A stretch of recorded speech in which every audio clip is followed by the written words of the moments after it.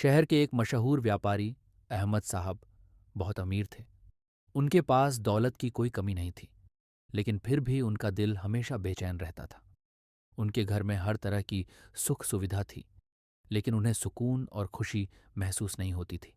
एक दिन एक बुजुर्ग फकीर उनके पास आया और बोला, बेटा, अल्लाह ने तुम्हें बहुत दिया है, लेकिन क्या तुमने उसमें से ज़रूरतमंदों का हक अदा किया? अहमद साहब को यह बात चुभ गई। उन्होंने बुजुर्ग से पूछा, मैं क्या कर सकता हूँ? बुजुर्ग मुस्कुराए और बोले, अल्लाह की दी हुई दौलत में गरीबों का भी हिस्सा होता है। अगर तुम ज़कात दोगे तो तुम्हारी दौलत भी बढ़ेगी और तुम्हारे दिल को भी सुकून मिलेगा।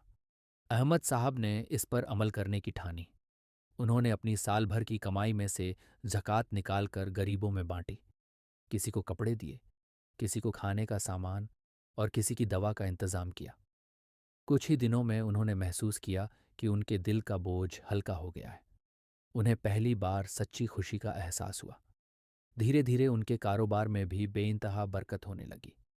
जो ग्राहक पहले उनकी दुकान से नाखुश होकर चले जाते थे, वे अब उनकी ईमानदारी की तारीफ करने लगे। व्यापार दिन दूना रात चौगुना बढ़ने लगा। एक दिन वही बुजुर्ग फिर से आए और बोले, देखा बेटा, जब तुमने दूसरों का हक अदा किया तो अल्लाह ने तुम्हें और ज्यादा दिया। यही ज़कात की बरकत है। अहमद साहब की आंखों में आंसू आ गए। उन्होंने बुजुर्ग के हाथ चूम लिए और कहा, आज मुझे समझ में आ गया कि असली अमीरी दौलत में नहीं, बल्कि देने में है।